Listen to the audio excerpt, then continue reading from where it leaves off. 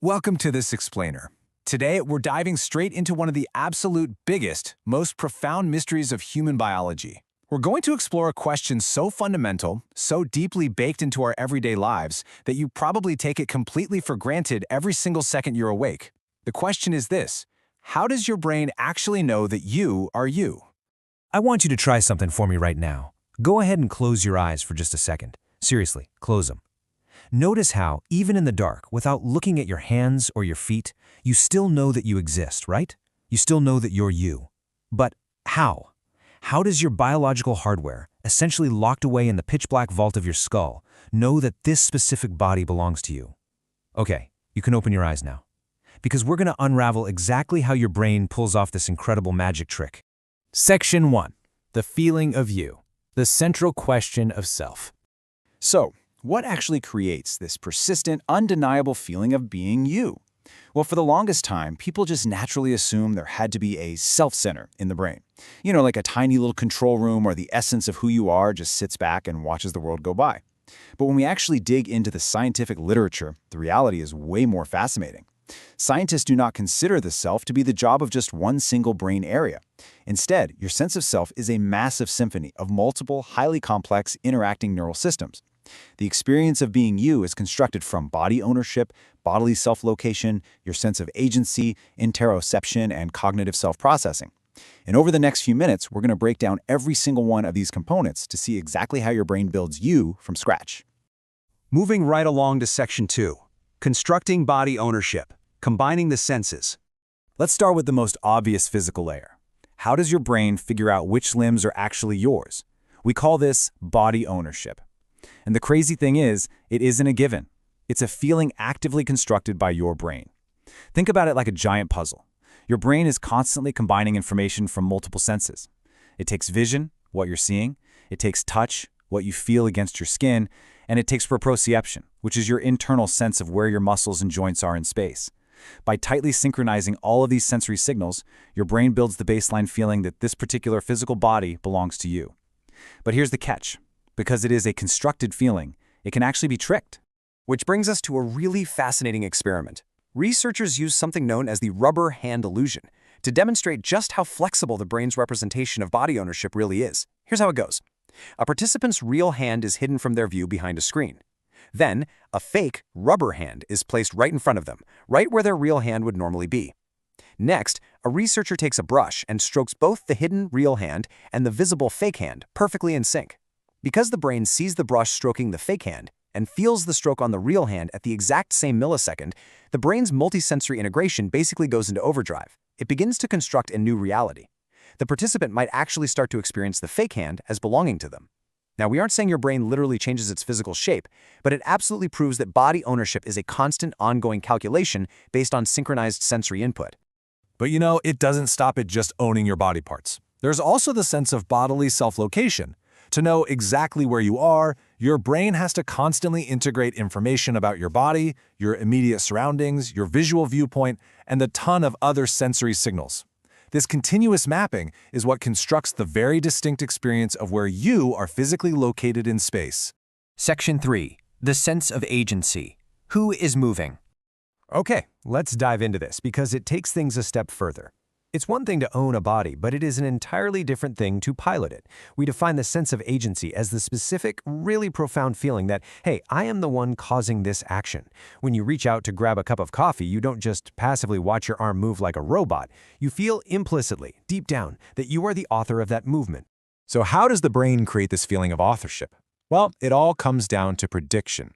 Before or even during an action, your brain acts kind of like a high-tech simulator.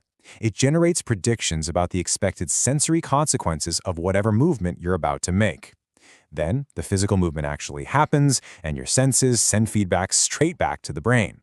Your brain then rapidly compares its prediction with the actual incoming sensory information. And when they match perfectly, boom, you experience the feeling of agency. You feel that you caused the action.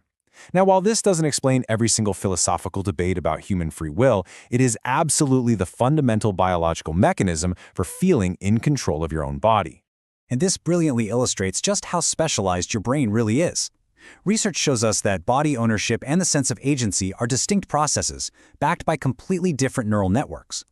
Body ownership heavily relies on a sensory network, involving areas like the left extrastriate body area and the left inferior parietal lobule.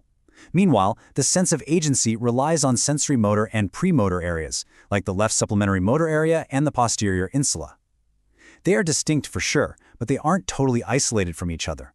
They actually interact in a high-level multisensory hub called the left middle insula to help weave together your unified sense of self. Which brings us to Section 4.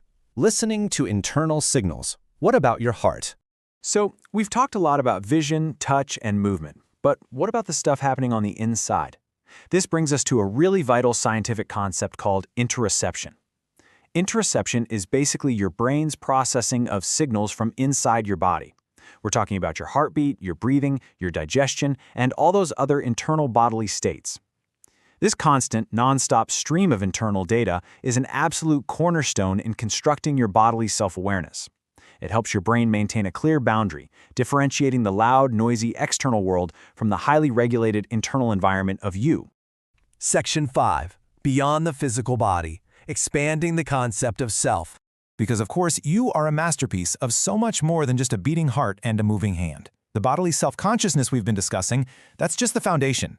On top of all that, you have a cognitive self. This involves recognizing your own face in a mirror. It involves having a rich bank of autobiographical memories, accumulating personal experiences, generating complex thoughts, and understanding your context and relationships with the world around you. Feeling that your body belongs to you and retrieving a memory from 10 years ago, those are related, sure, but they are absolutely not the exact same processes.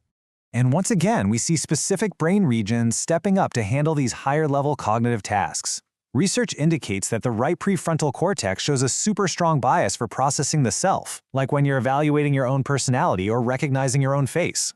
Furthermore, neural systems like the default mode network are heavily related to self-related thought and internally directed mental activity. But we have to be super careful here. Scientists do not claim that the default mode network is simply the location of consciousness or the self-center. It is just one part of the wider, incredibly complex network that makes you, you. Finally, Section 6. The integrated self. The constructed masterpiece. So how do we know for absolute sure that the self is an active, constructed masterpiece? Well, we know it's a construction because scientists can study what happens when the brain gets the signals wrong. Under unusual sensory conditions or in certain clinical contexts, the integration of these sensory signals can get disrupted. And when that happens, people might actually experience that a body part suddenly feels completely unfamiliar, as if it isn't theirs at all. Or they might make a movement but feel it wasn't fully self-generated. Or the perceived location of their self might actually shift entirely. These scientifically supported examples are profound because they prove without a doubt that the unified self isn't just a static object sitting in your head, it is an active, delicate process of signal integration. So the absolutely crucial point here, which represents a massive consensus in the scientific literature, is this. There is no established single brain location that can simply be labeled the self. There's no little person inside your head pulling the levers. There is no single self-center. Your brain doesn't just receive some finished label from the universe saying, hey, this is me. Instead, the everyday magnificent feeling of being yourself is an emergent property. It emerges dynamically from the constant, seamless integration of literally millions of signals. Visual, tactile, interoceptive, motor predictions, cognitive memories, all of it firing across vast, intricate neural networks in real time. Which leaves us with one final, genuinely awe-inspiring thought to ponder. If the you that you feel right now is simply an emergent property of thousands of interacting biological signals, what exactly creates the consciousness observing it all? Think about that the next time you close your eyes. Thanks for joining me for this explainer, and keep questioning everything.